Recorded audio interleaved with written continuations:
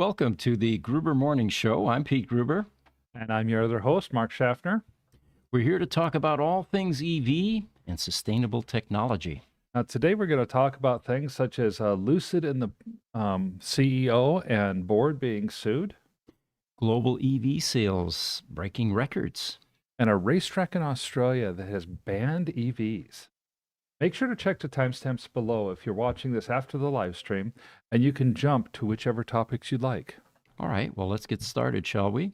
One of the first topics I have for you, the headline says misleading production claims by Lucid, and they are being sued. They are suing the board and Pete Rawlinson and company. And they are being accused of withholding information. The lawsuit is filed in Delaware Chancery Court, and it accuses the CEO of exaggerating Lucid's production targets for 2022 shortly after the company went public in July of 2021 through a SPAC merger. Mm-hmm.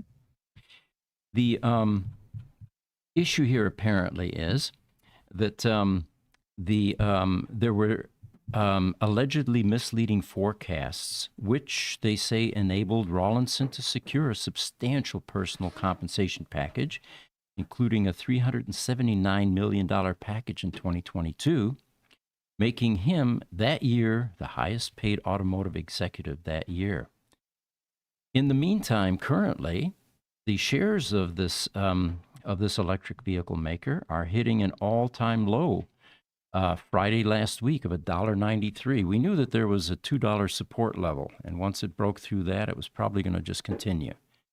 And that's a 53% loss so far this year. Yeah, that's a really big loss. And, Lucid's stock price has actually rebounded a little bit. It's sitting back up in the 215 or so range. Mm-hmm. So the allegation is that Peter Rawlinson knew all along that Lucid could not meet the aggressive production targets announced November 15th, 2021. And they could not come close to reaching it in the near term even. Your take? Well, it's all going to be about who knew what and when did they know it, and whether or not they should have known what they're saying in retrospect they knew. Lucid talked in 2022 about having supplier issues. I mean, that was pretty much across the globe. That we're still in the throes of the pandemic. Supplier issues are becoming a huge thing. Inflation's becoming a huge thing. It's hard to get materials, especially from overseas. And I think the shareholders are going to have kind of a tough row to hoe, as it were, to be able to prove this. Did Peter Rawlinson or the board members in late 2021 and early 2022 know that Lucid supplier/parts delays were going to be more than just the few months that they announced that they were going to be? Or should they have known? That's going to be the $64,000 question. Mm-hmm. We're going to throw a graph up here to show the stock performance this year so far. And let's bring that over to here. There we go. A little bit too large there. All right. Yeah, the stock performance has gone dramatically down. It's down 50-some% so far this year. That 443 was the beginning of 2024. The $1.93 was its all-time low that was hit in November.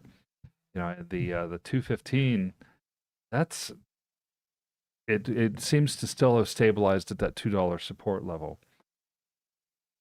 Some of the things that are affecting Lucid's stock price right now, besides the fact, we've talked about for the last several months how Lucid finally seems to be getting its guidance right. We've talked at length about how their guidance seemed to get revised down through around the end of 2023, and now it seems to be on track. Gravity production is imminent. Peter Rawlinson announced that on Friday. Gotta wonder, did that announcement coincide with the lawsuit? He's trying to be over-disclosing because he knew that this lawsuit was coming. I don't know. Yeah. I don't know. Downward pressure on stocks. BlackRock, one of the top 3 owners of Lucid, just sold 2 million shares. Hmm. Upward pressure on stocks is going to be the gravity production. Not affecting the stock price is going to be the potential dissolution of the EV tax credit. You know, when President-elect Trump takes office, that's one of the things early on that he has promised to do would be to abolish the $7,500 tax credit for new EVs and $4,000 tax credit for used EVs.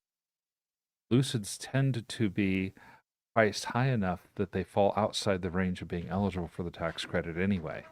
And that's not going to be any different with the top end gravity. It's at $94,000, and so it's not going to be eligible for the tax credit anyway either. Hmm. And you had also mentioned that BlackRock did not liquidate all of their Lucid holdings. That's right. Well, 2 million shares is nothing to sneeze at. That's certainly a significant number. BlackRock is not cashing out of Lucid. They're just simply selling part of their position in Lucid. BlackRock owns somewhere around 7 or 8% of Lucid overall, and that equates to, with over 500 million shares out there, that equates to probably 40 million shares. And so for them to sell 2 million shares, yeah, it's kind of big, but that only reduces their holdings by less than 10%. Hmm. Okay. Right. And yeah, so we'll have to keep an eye on this to see how this whole thing evolves. And you're right. It looks like Lucid is attempting to make a comeback or at least stay above that $2 support level. Yeah, the gravity is just becoming all that much more important in its ability to either be a hit or not. If it's not too far off, I think, to say if the Lucid gravity flops, Lucid could be in trouble as a company. Yeah. YouTube, Sammy Kamal's joining us. Welcome, Sammy. He says, hello, Lucid family. I was able to pick up 241 shares of Lucid this Tuesday morning. I'm at 46,465 in Lucid shares, adding on and holding strong. Goonies say never die. You know, there are the faithful that generally try to dollar average and continue to buy a stock as it's declining. Absolutely. And then there are the savvy investors that feel that, wow, there's a FUD dip. Let me buy that and catch the bounce, you know? Right. And then, of course, there are the poor short sellers that in a stock like Tesla are just taking a terrible bath. And they have to buy the shares in order to liquidate their positions, which drives it up even further. So, Sammy, all right, he says, oh, heavily shorted. I did not realize that. Okay, Sammy. I did not realize that, Sammy. I hope you're doing well with your short position on Lucid then. On Instagram, Empty Life Dude says, hello, sir. Welcome. And TikTok, Bfish62 says, what's your opinion of Nikola Motors? Wow, there's a lot to unpack there. We probably need to do that in another podcast. They're local, of course. And you know, there were a bit of shenanigans early on with the company, which kind of sets the tone, I think.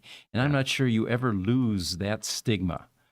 You know, parking a vehicle up on a hill and then watching it coast down the hill, pretending that it was actually driving under its own power. Right. And I think somebody even might have gone to jail for that. I may be talking out of turn here, but you know, there is absolutely, undoubtedly, a market for EV semis, and I mean, Tesla is beginning to prove that. It's certainly not going to be as active as the commuter car market, but it has a place. So we're anxiously looking for companies to start to replace the giant trucks out there on the road that are crisscrossing the world. Yeah. Yeah. Oh, we have a couple of clarifications from Sammy. He says he's not short, that Lucid has been heavily shorted, Okay. and that BlackRock still holds 44 million plus shares.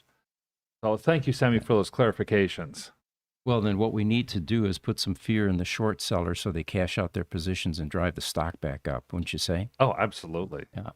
Well, we think the Gravity is going to do well. Somebody had pointed out that, people are complaining about the $94,000 price tag and with options $120,000. And they point out, hey, when Tesla was releasing their performance versions like the P100D Ludicrous and the Plaid, those cars were way up there, $140,000, $170,000, and no one had seemed to blink at that time. Well, the other thing that people seem to forget, if you want to go out and buy a GMC Yukon Denali, you're going to pay $110,000. Mm-hmm.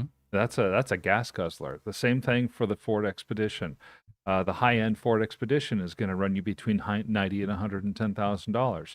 If you decide to go over to the Cadillac and get the Cadillac Escalade, now you're talking $150,000 to $200,000. So seeing Lucid with their high-end electric vehicle, as far as the Gravity goes, that's actually priced in the same range as its competition on the ICE side. Mhm. So I don't think that's a mistake for Lucid at all. Yeah.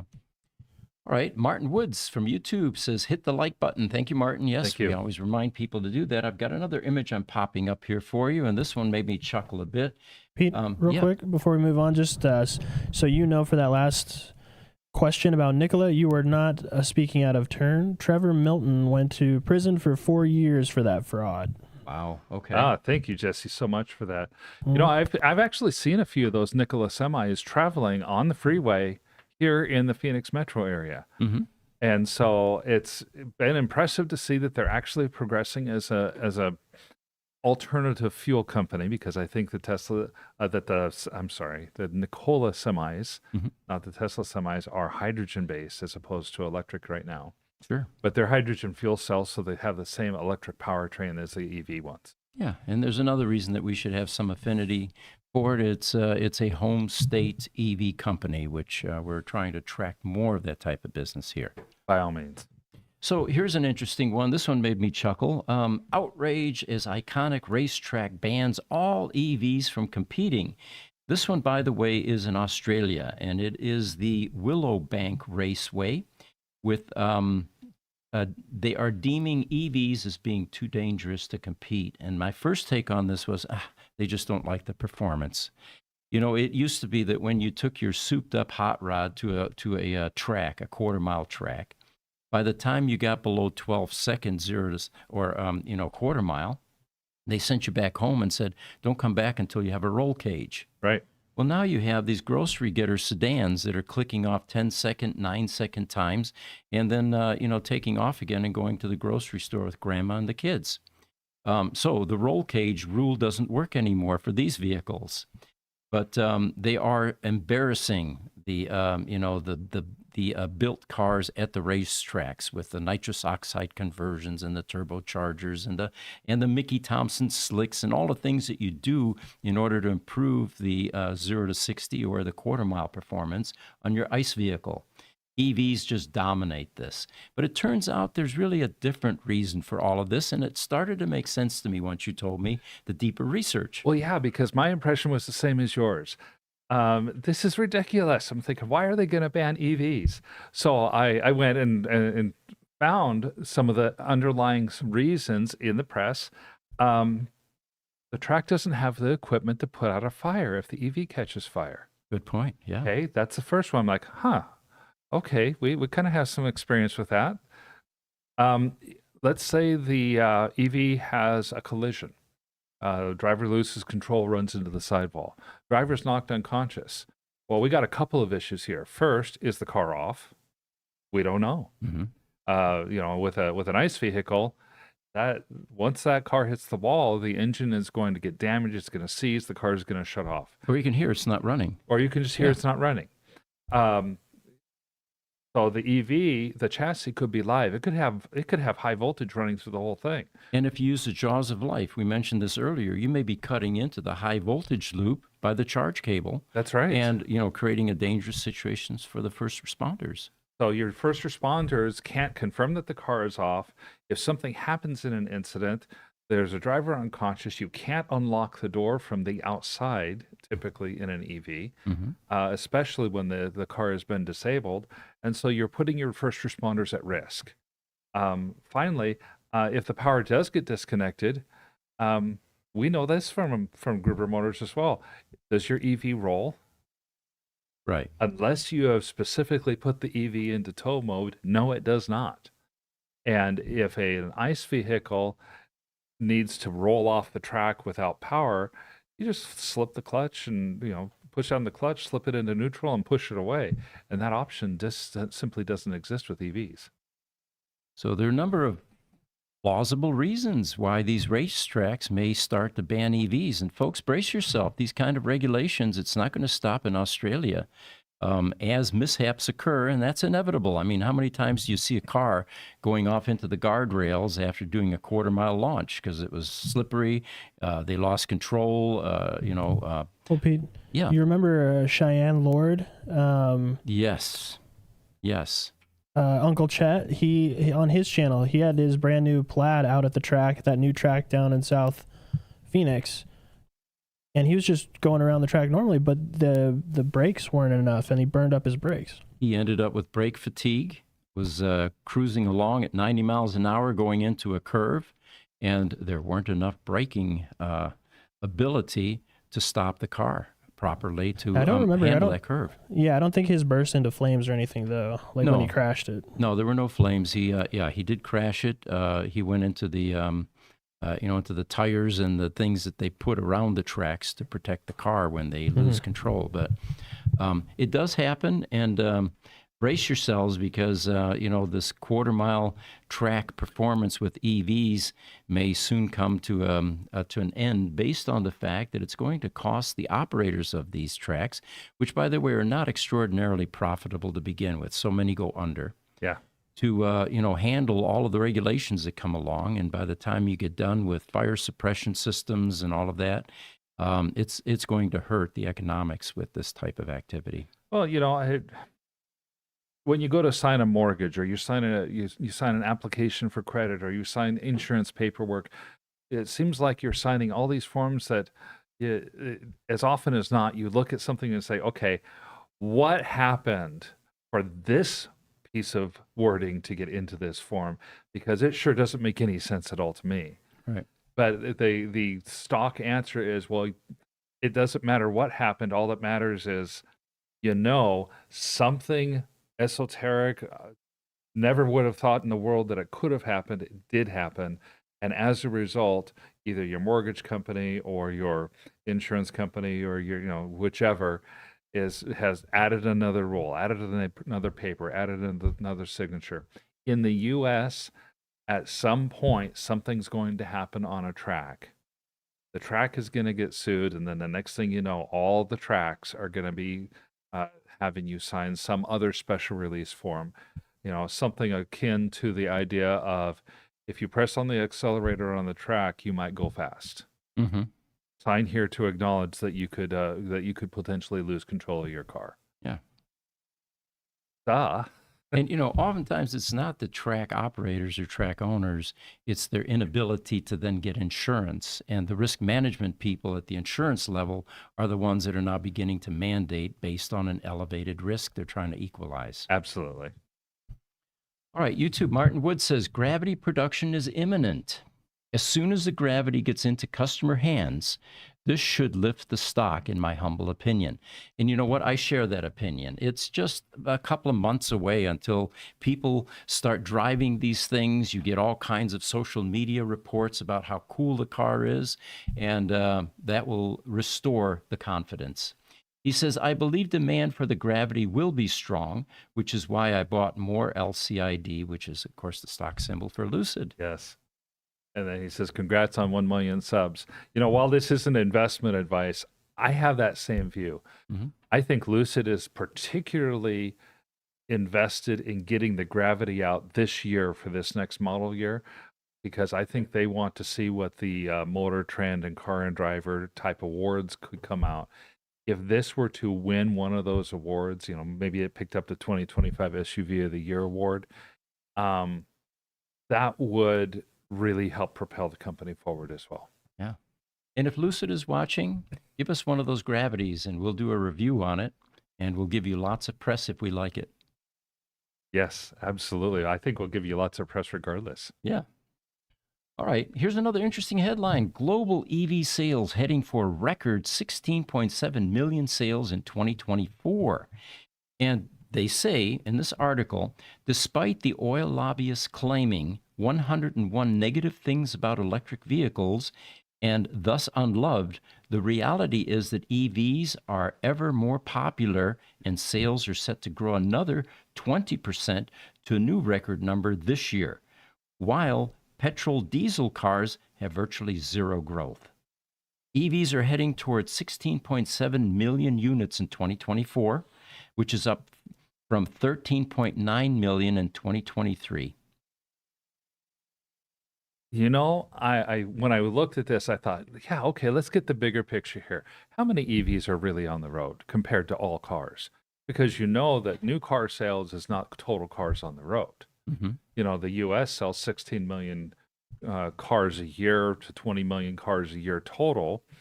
But that doesn't mean you only have 16 million cars on the road. You have a couple 100 million cars on the road. EVs make up less than 2% of the global vehicle fleet. So we got a long ways to go. There's a long ways to go on there. So there's a lot of growth that can happen for EVs. Now, China, predictably, is leading the pack. They have 10 million EVs sold in 2024. So of the 16.7 million EVs globally, China has more than 50%. That's going to become a drag on the EV growth in the future, simply because the market is getting to be is going to be approaching saturation within the next couple of years in China. Already, 1 out of every 2 cars sold in China is EV, and it's been that way for a couple of years now. So they're in the middle of that inverted S curve, and they're getting close to the point where they're not going to be able to sustain the same type of growth. Any future growth that occurs will have to be occurring elsewhere, and there's it's a kind of a mixed bag. In the United States, President-elect Trump is come out, or is generally believed to not be very pro-EV in spite of his relationship with Elon Musk. In Germany and in Japan, EV sales have actually dropped. It's not just a drop in the growth rate, but actual real drop in sales this year. In Germany in August, EV sales were down 61% year over year. So there's kind of a thing going on there. It's going to be a mixed bag as we go forward.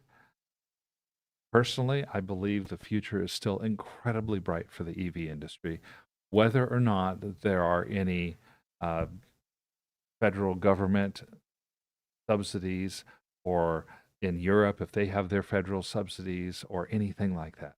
Because I believe the EV is simply a superior product.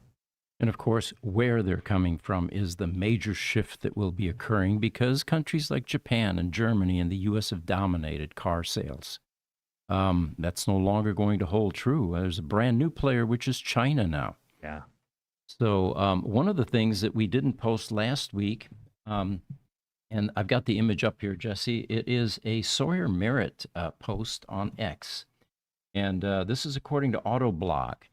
These are the auto manufacturers that they feel are going to possibly not survive the EV transition. There's an existential threat to them. And of course, at the top of the list is a century-old company: Ford, Lincoln, Chrysler, Dodge, Ram, Alfa Romeo, Fiat, Maserati, Toyota, which we actually predicted as well in a video that we have on our YouTube channel now. It shows some compelling reasons why Toyota may be going the way of some of these other huge companies that have disappeared. And we draw the parallel between Toyota and Kodak in the film industry. Then we have Lexus, Nissan, Infiniti, Mazda, Subaru, Jaguar, Land Rover. And just a note, yeah, for the people looking for the Toyota video, it is not the one with the Prius on the thumbnail. That one is actually a Ferrari video, just a FYI. Okay. So it'll be interesting to see how the auto manufacturers, the current ones, are able to pivot and survive. I still get a kick out of the Italian exotics, the Lamborghinis and the Ferraris of the world and the McLarens, dipping their toes into the EV conversion by making hybrids. And, in my opinion, the smartest thing they could do is jump in both feet, make an EV, learn how to do it, and begin to address their market with electric vehicles. In the meantime, though, we'll continue to work on all the hybrids that come from those manufacturers. And By all means. Autoblog, my favorite comment on the entire article from Autoblog was where they say, projecting into the future, companies that don't yet have EVs that consumers want to buy are unlikely to make it. wow, That's yeah, a pretty bold statement. powerful statement. It is. And you also have to wonder about the expectation of the market that these exotic Italian manufacturers are in, or even the McLarens, for example. There's just a certain expectation of what the vehicle sounds like, how it performs, banging gears and all of that. And I don't know how they're going to transition into a perfectly quiet EV without any gear banging, and but know. extraordinary performance, you know. Oh. Boy, a bunch of questions coming in comments. TikTok, Kino G, hello community. Is there a reason for the live with sunglasses, or is this advertising? We are going to, at some point in time, release a video that explains the sunglasses for the last 3 years. And so stay tuned. YouTube, Martin Woods, I think Gravity's first delivery will start in December. I think Lucid staff will get them first. I think they will start in December as well. Other than maybe a couple of top level executives in Lucid, I have a feeling that there are reservations and people who have paid to get those low numbers that are going to get them first. So I think it's going to be a mix. Yeah. TikTok, Kino G, love the future, but the world did not plan this transition correctly. I've said this often. Even people at Tesla, which were, of course, at the forefront of this EV revolution, did not anticipate this rapid adoption. Right. Talking to the original founders, this was unexpected, but it's a good thing because the world is ready for it. And the world is ready for it. And I don't think the world, or here in the United States anyway, anyone really could have anticipated how partisan electric vehicles would become. Mm-hmm. It's a different fueling technology. It still has 4 wheels and a steering wheel in most cases, and gets you from point A to point B. It's transportation. It's about as boring as it gets, and yet it is so controversial in so many places. Yeah. Well, we take people through Gruber Motor Company on tours, and they see a whole bunch of cars. I says, no, don't be fooled. They look like cars, the 4 wheels and the cabin, and but these are computers on wheels. It's a completely different technology. It really is. Kino also follows up and says that BYDs are next level. Mm-hmm. One of the things that I was reading as I did my research today for these articles was the comment that China and the state of China, the government has put so much money into the electric vehicle makers. They're trying to tilt the scales in their favor, and they believe they have a line in on what one of the next revolutions is going to be, and that's in transportation technology. Smart gamble, in my opinion. Kino G also mentions Toyota opted for hydrogen, if I'm not mistaken. That's true. That's what our video is about. And questionable whether that was a solid, wise choice. Martin Woods has a great question. What do you think of the MG Cyberster? We've talked about that in the past. Don't know much about it myself, but interesting looking vehicle. It is an interesting looking vehicle. If I remember right, the Cyberster, MG is now owned by a Chinese company. It's owned by Geely, which has become one of the largest automotive ownership groups in the world. They own Polestar, they own Volvo, they own MG, they own a number of others. But my biggest takeaway was, if you want an MG Cyberster, pay the tariff and get it from China, because the MG Cyberster is twice the cost in the UK as it is in China. Amazing. That's a whole nother discussion, is the various uplifts on vehicles, and a free market is no longer exactly free. It's a lot of manipulation, and in a area where we desperately need to make rapid changes. I was watching a graph the other day, and it showed the polar ice caps, the size of them over the last 30 years. It's amazing how much they've disappeared, how much has shrunk. Yeah. Now, what's the consequence? Well, that's up for debate. A lot of polarized people on that topic. All right. We're now going to do our team member segments. So let's throw in Cass with our What Riders Want segment. And Cass is one of our treasured social media experts on a variety of topics. Are you there, Cass? Hold on one second. We're using this intro. All right.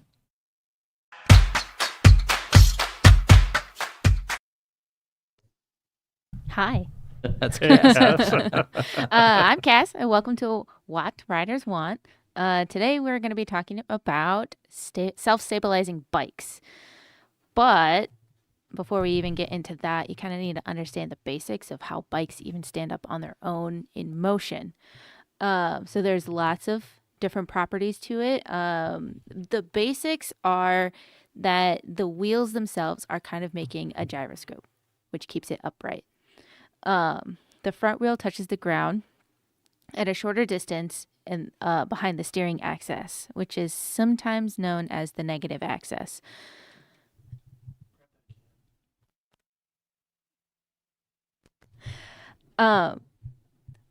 Combine that balance with the rider, it kind of helps the sustainability of the bike to where it stays up on its own. Later on, scientists kind of figured out that the weight of the rider and the force exerted from the front handlebars kind of cancels out the gyroscope. So a lot of it is still kind of like in the air on how the bike itself still stabilizes as it's in motion. But the gyroscope that is happening between the front wheel and the back wheel is kind of the basics on how it works and what scientists think is happening. With that, Honda in 2017 introduced their riding assistant tech. If you want to pull up 01, Okay. that will show you the Honda Unicub. And that right there has an internal gyroscope. And it's Okay. all electric.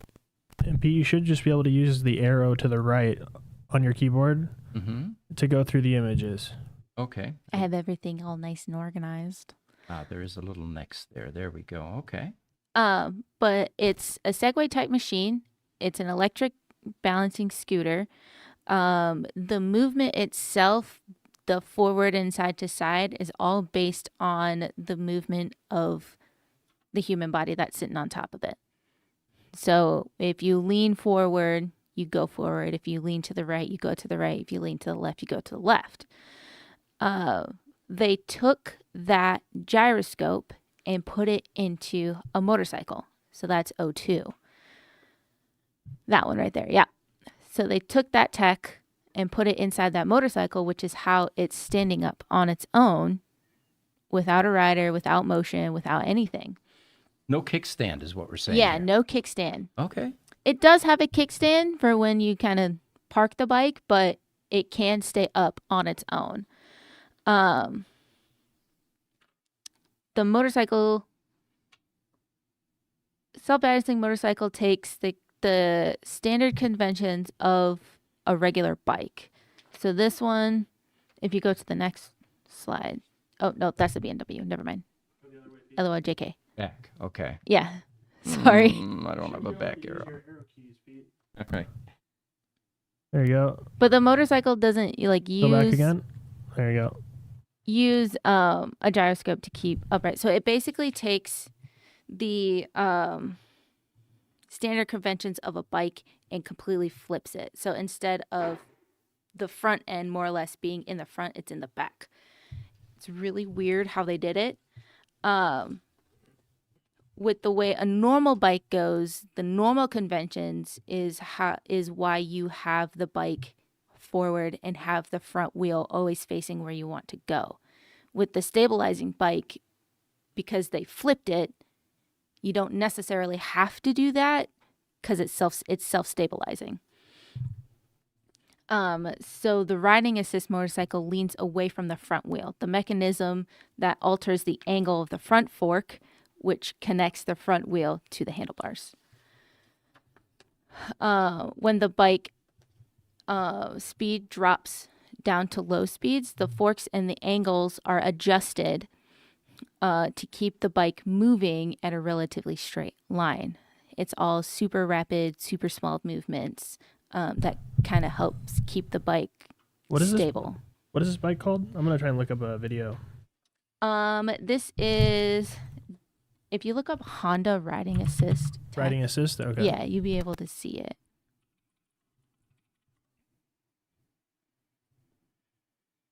But this is not necessarily consumer. Like, you can't find a bike like this for a consumer just yet because it's all theoretical.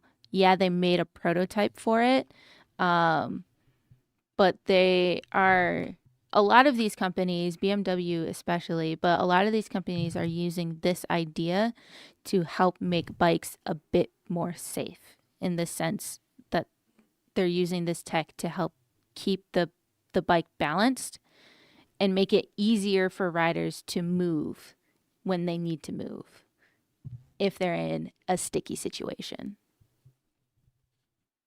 Interesting concept, Cass. I can envision full self-driving motorcycles Do you see now. it? You see it following her? It's not up on the It's not up yet, on Jesse. the screen. You don't see it? Okay, hold on. For some reason it's not playing. Hold on. Let me rewind it. We've got a video of it. You'll see it right there. Ah, There it is. Oh, Look at this thing. This thing is crazy. So you can see that the wheel itself is moving. It's not using a gyroscope. It's flipped everything. But it does self-driving and follows this. It does. Ah, So they're working on that tech as well. BMW is getting a little bit further in their tech, and we'll talk about that in just a second.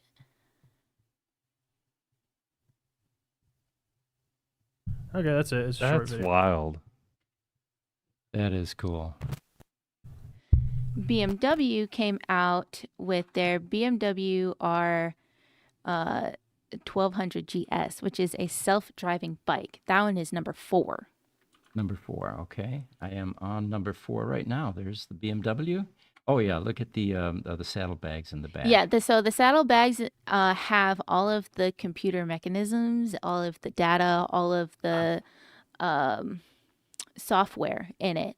There is a video on YouTube if you wanted to look at it. It's called BMW R 1200 GS, and I'll hand you my little sheet real quick if you need to see it.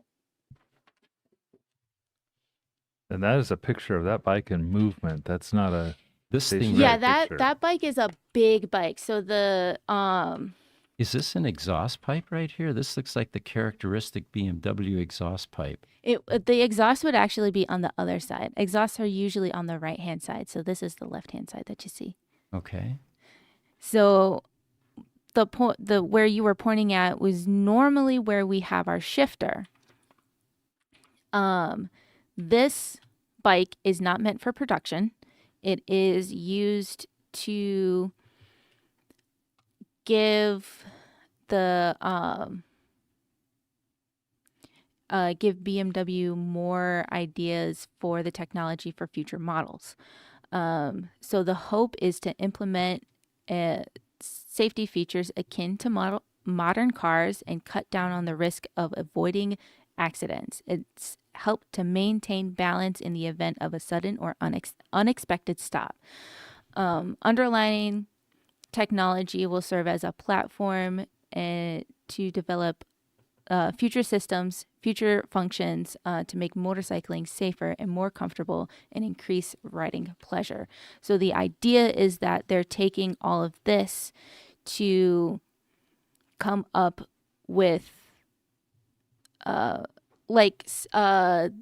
immediate braking. So if on a car, right? So how Tesla has their braking system. If a car in front of them is stopping and you can't react quick enough, the Tesla will brake. So that's kind of the idea for these motorcycles, is to get the rider out of the situation if they don't have enough time to react.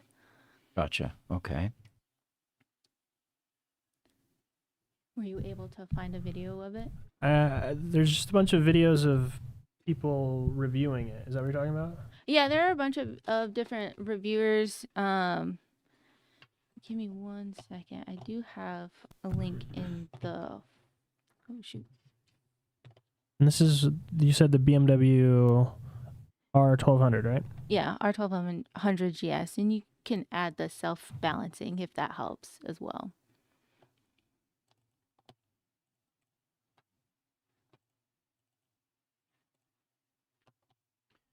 Yeah, I mean, I don't see anything other than people literally just driving it as like a test review. I don't see anything about the self-balancing. I think this might be a different motorcycle that I see. They do also have just a BMW 12,000 GS as their regular motorcycle. So it's possible Oh, that's probably what it is, yeah. what's happening. We can find a video and we can bring it next episode. Yeah.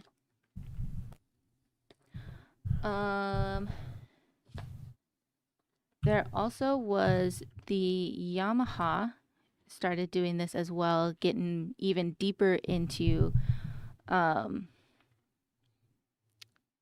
science behind it. So 5 through 8 is all of Yamaha. Okay. Uh, Nice. They are working on a self-stabilizing assist system. So it's their Advanced Motorcycle Stabilization Assist System, or their AMSAS. This whole idea is that they want to help reduce accidents. So if we know anything about the accidents that happen on motorcycles, 10% are recognition errors. So this will help recognize what could possibly happen. 17% is decision errors. Again, not enough time to react. 5% are operational error. So we just need that extra time, extra realization to see what's about to happen so then we can do it. 70% of our accidents occur within 2 seconds right before the accident. And a lot of it happens during intersections, which are about 5 to 10 miles away from home. So that's when your autopilot hits. When you're close to home, you don't really think about what could possibly happen. One of the things that I'm going to interject here, I don't know if you guys realize, but I used to drive a Ninja 600 sports bike to work every day for 7 years, actually. Wow. Wore it out, repainted it myself. And one of the things, though, that I am a proponent of is I think anybody that rides a motorcycle develops a heightened sense of what's going on the road. You become hyper aware. And if you've survived, that is, because the Darwin rule takes over in that case, right? But I do that to this day driving a car. I am always thinking about the at the intersections, what could possibly go wrong? What could this person do? What is my escape route? What are my options? And you find that the other drivers on the road, that's not something they indulge in. They're putting on makeup, they're drinking coffee, they're looking in the back seat to control the kids or the dog or whatever. And you develop a healthy respect for being on the road because your survival is at stake when you ride a motorcycle. Your margin for error is cut much thinner than being in a car. So I recommend actually learning to drive a motorcycle, spending some time on the road. It will make you a better driver.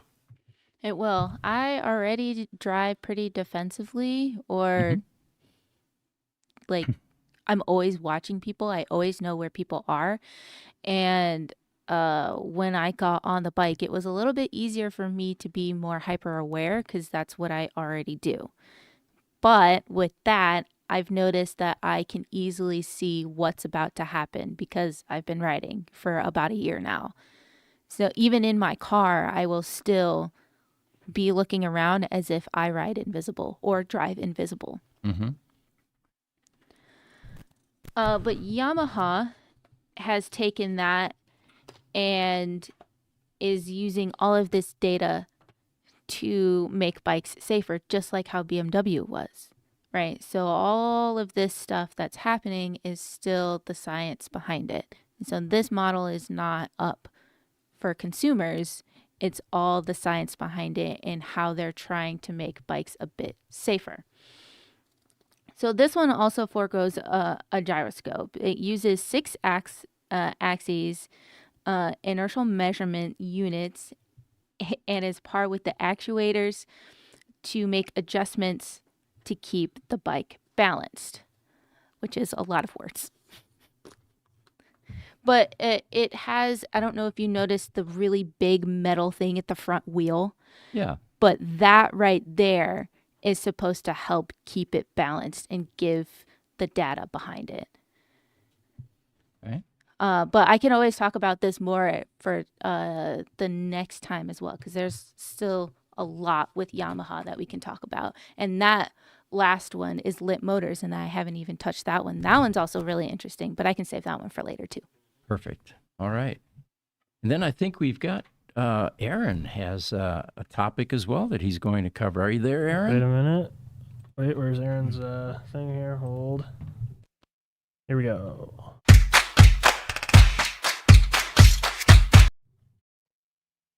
Hey, what's going on, guys? Hey, Aaron. So my segment is gas sucks and EVs rock. So actually, today I wanted to talk about is, can you customize your EV truck? Pete and I actually were at a car show this past weekend, and there was a couple of EVs there. They had some customization. There was the GMC Hummer that had that cool camper, and it was I believe, was it Pete? Was it one of, like, they're not making that anymore or something? Yeah, the company had started to produce them and then opted out, and this was the only one in existence, apparently. So VIN number 1, and it remained there. Yeah, if I remember right, see if I wrote it down. I think the guy's Instagram handle was Overland EV Hummer. It sounds about right. Yeah, I think that's what it was. Yeah, and he's got a pretty cool website about it. But I got in an argument with my buddy, a fun argument, saying that he was claiming that EV trucks are boring. You can't customize them. And I'm like, well, that's not true. There's so many wraps out there. You could do a bunch of stuff to them. He's like, no, I'm talking about like customizing the engine, doing some more detailed performance work. All you can do is really lift them. And he at this moment, he's kind of right. You know, I was going down some of the more famous trucks that we have on the road right now. And like the Cybertruck already comes with a 16-inch clearance. So you don't really need to do anything with the suspension on it. It's already coming with pretty big tires. And the Rivian R1T already has 14 inches of clearance. It's got pretty big tires on it already. You don't really need to do much on that either. And in the Ford Lightning's kind of lagging behind. There's not much to be done on it. A lot of people are just kind of keeping them stocked. I did find one guy in a forum that said that he put a 3-inch rough country lift on his Lightning, but he said he had to keep the tires small because he was worried about the range. He still wanted to continue having 220 miles of range, and if you were to put in, let's say, 35-inch tires, that would go down dramatically. So at the moment, there isn't much to be done other than a few companies. Unplugged Performance, which if you want to pull up, Pete, that image that I have in the folder there, they seem to be having the most fun with the Cybertruck. And they're putting a little bit bigger tire on there. And if you could look at this thing, other than the original light bar, there's 3 additional light bars on this thing.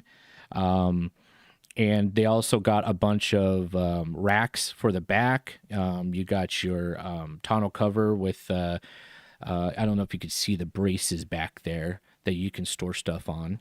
But they're having a lot of fun with customizing and added storage to your Cybertruck. And if you want to go to the next one, Effortless Motors.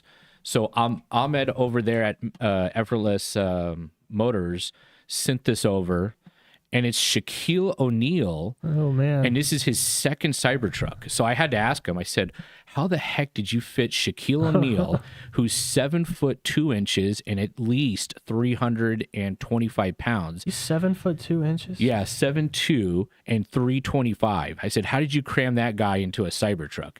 Wow. And he said they actually had to move the driver's seat back 8 inches. So when he sits, that his truck is actually butt up against the back seat. Wow. So just to drive this Wow. Cybertruck. And I don't know anybody else who's doing that, but that's pretty cool. They also added a wide body kit. I don't know if you can see the fender flares on there. And they also added those spacers that you can put in to move your wheels out a little bit. So they're doing a few more things, but pretty much it's all, wraps and body kits, but they're doing a few other stuff.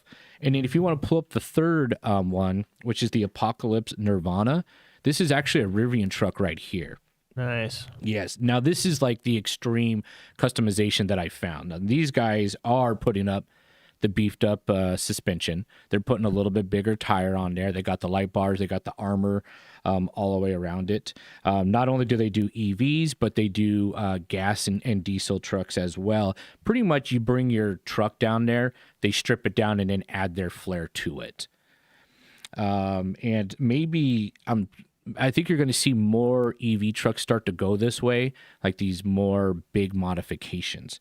So at the time, there's not really much you can do, though, to the motor. And I think that's what we're going to see in the future. I think you're going to see somebody come out, hopefully Gruber Motor Company, with like a drop-in motor, something that's smaller, that puts out more power, something that has... that helps out your range, maybe towing, like maybe a towing motor. I buy a Ford Lightning and I drop in a aftermarket motor inside there, and all it is for towing. It's smaller, lighter in weight, something that maybe runs on the cooler side because I'm towing a heavy load, every single day, and something that can help me out instead of adding a supercharger or like a turbo to like a diesel engine. Maybe this is their way to kind of compete and customize their trucks. The other thing that I've noticed too is that EV West does have dual Tesla motors for sale, and they kind of put a little bit of their spin to it. They're like refurbished motors, basically. However, those suckers are running about $18,000, and so that's a pretty big, that's almost like putting a brand new motor inside a diesel engine. Or a diesel truck. That's quite a bit, I feel like the company that has the brightest future of possibly getting into the aftermarket is who we talked about earlier, is Lucid. It feels like they're already starting to team up with some other companies to put their technology out there. I think they've got one of the best motors out there. And I think, they could be a future kind of aftermarket parts place as well as an auto company. So it's almost like, Tesla went into the, autonomous robots, self-driving. Could Lucid be going into the aftermarket parts? Could they be pumping out some stuff that you can customize your vehicle for? Good point, Aaron. And you've got a question up there, actually, from Instagram. Yeah, T9 Destiny is asking you, Aaron, what do you think about the new Ford F-150? So I was personally looking at the Lightning for a while. I got frustrated with the dealerships. The dealerships didn't really want to work with me on showing me what I wanted to see. And they didn't really have a lot of knowledge of it. And then when I did say, hey, I see this truck, it's down at this other lot, is there any way you can bring it over to me? And they're like, well, don't you want to get into a Raptor? And it's like, well, no, I'm looking at an EV. I do like the Lightning. The thing that scares me about the Lightning, though, is I don't feel like their technology and their range is is competitive enough for for me to overlook the Cybertruck or the Rivian. And so that scares me a little bit. But I do like them. I think I used to do construction, and then I did my own, as an independent contractor, did my own pool business. And I think if I was doing that again, I'd be in a Lightning 100%, because it doesn't make any sense. As the segment says, gas sucks. Doesn't make any sense for me to go back to gas. Diesel and electric just seems to be the top technology and most energy efficient. So, yeah, I would definitely have an EV Lightning because I'm a Ford guy, for stuff around town.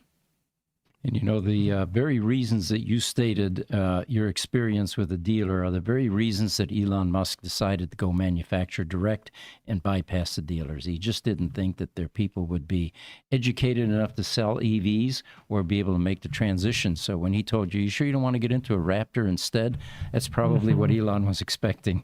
Yeah. Yeah, it's how much of the Ford Lightning sales struggle is because the dealers have people that don't want to sell them. Yeah, exactly. TikTok, Kino G is with us again. He says, huge conundrum. Going green is about efficiency. Is this not the point of low carbon footprint? There, I agree with Kino's point. At the same time, if you're going to really replace something that's a big EV that's not terribly efficient in electricity, remember what you're replacing. Cars typically get anywhere from 27 to 40 miles a gallon now. But your big SUV, your big trucks, a lot of times they're still in that 10 to 15 mile per gallon range. Here it is 50 years. 50 years ago, cars got 15 and trucks got 10. Now cars get 30 and trucks get 12 or 15. Right. Replacing something like that with an EV still makes a whole bunch of sense to me. Mm-hmm. Oh, yeah, it might be that you're using 500 watts a mile as opposed to Lucid, which uses 250 watts a mile. Yeah. You're still having tremendous gains in efficiency in the vehicle. There are a couple of types of vehicle owners, too, that we should really address. The majority, of course, are people that just want to go from point A to point B. And they typically don't take good care of their cars. They don't wash them regularly. The tires don't have any shine on them. And, they wait for them to break, and they're usually delinquent on getting oil changes done properly on time, that type of thing, because it's just a means to an end. Then you have the people that take a lot of pride in their transportation, and they want to improve the performance. They might even take it to the track to see how it performs, and they experiment with different tires. And in the ICE world, it's fairly easy to boost performance. You can change the gearing on your differential. You can you can turbocharge the engine. You can get nitrous oxide. You can do tire tech with slicks. And the point there being, though, is EVs kind of limit you. There's not a whole lot that you can do until we start getting the cottage industry of ICE conversion to EV going, or, converting them. And then we'll have products, more powerful motors, for example. And then, of course, you have the battery issue, more efficient batteries, different chemistries.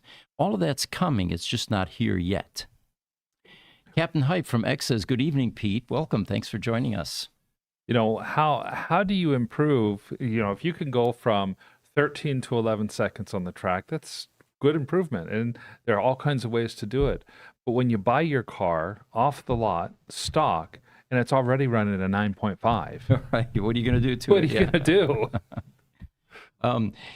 I have, here we go. TikTok. Kino says, I think guys like Alpina, Ettinger, AMG, et cetera, in Germany, probably going to have this upgrade job.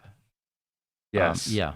Yes, I agree. And looking forward to it, actually. The Tesla Roadster, for example, will probably be the first EV that will get an EV conversion project because the electronics and the technology is fading. And in order for those cars to survive into the century, we may have to begin to replace the components or the drivetrains in those cars. It's a completely different set of issues than what you're used to seeing in ICE vehicles. Mm-hmm. If you were to inherit a 1945 Ford pickup truck, you know that you're going to have issues because if there are any parts, and there will be parts that have gone bad, that are rusted out or something like that, and you won't be able to find them. They'll be difficult to find.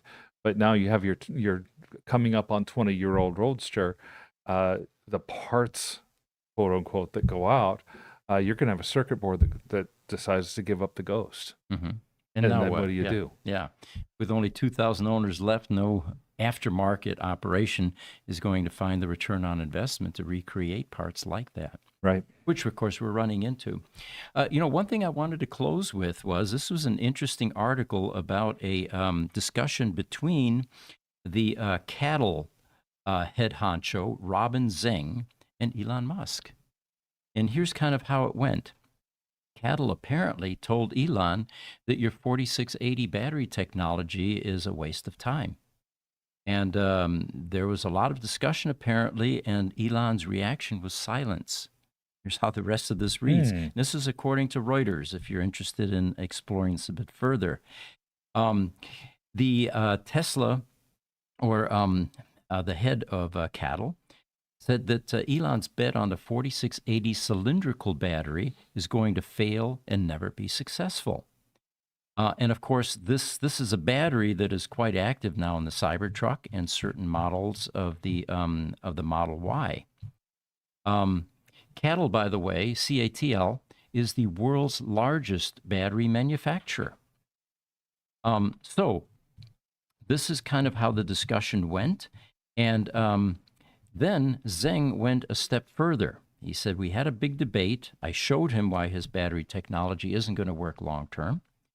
And then he said, he talked to Elon about his unrealistic timelines for upcoming projects. He said that his problem is overpromising, and maybe something needs 5 years, but he usually says 2 years. The new Tesla Roadster comes to mind in that discussion, does it not? I think we're going on 5 certainly. years. Yeah. 5 years. I think they announced it in 2018. Yeah. But anyway, Elon's response to that comment was that he wants to push people. So there might be a strategy behind this overcommitting and underdelivering. Yeah, there may be. And oftentimes Tesla comes through. Let's not get that out of the equation. You know, they've worked miracles. They survived a bankruptcy in 2008, and they tend to come through. So anyway, we've got a few more comments, and we're running up to an hour on this podcast. So Instagram, EV Smoke ATX joining us. Thank you. He says, Austin, Texas, showing EV love. Please check out our one-of-one race plaid on my page, etc. So that would be EV. Oops, guys, come down a little. EV Smoke ATX. Check out that page. And then on Instagram, Voodoo Stars says, what about the high internal crypto secured communication? You only have limited access to these communication systems when the OEM doesn't want it. Right. That's, I think of the tractor industry, actually, of all things. Mm-hmm. John Deere is infamous for locking farmers out of their tractors. And if there's something wrong with the tractor brings up something on its display that says something's wrong, get the dealer. Yeah. And they can't go in and fix their stuff anymore. That is that right to repair movement that's taking place with that is going to impact the automotive industry greatly because it's the same type of thing. Very much so. Well, we've enjoyed having you all join us. We'll be back next week for another edition of the Gruber Morning Show. And we're going to also have our Roadster podcast next week. Mm-hmm. So we look forward to seeing you at that point. Thanks for joining us.